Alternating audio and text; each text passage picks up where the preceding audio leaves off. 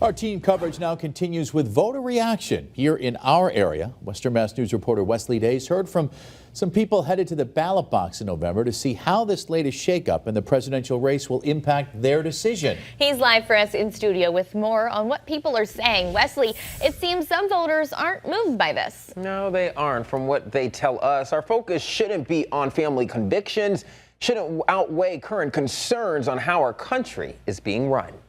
I'm more concerned with if the candidate themselves are a convicted felon. When it comes to candidates and concerns, It does not impact the way that I will vote.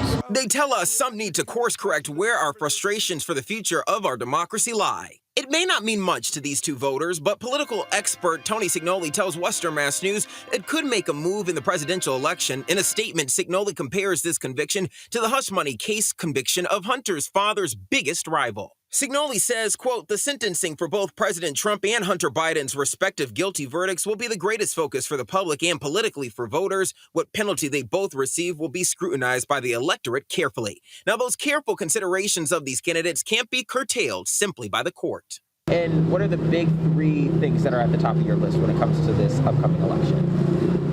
Healthcare, the situation in Gaza, and education.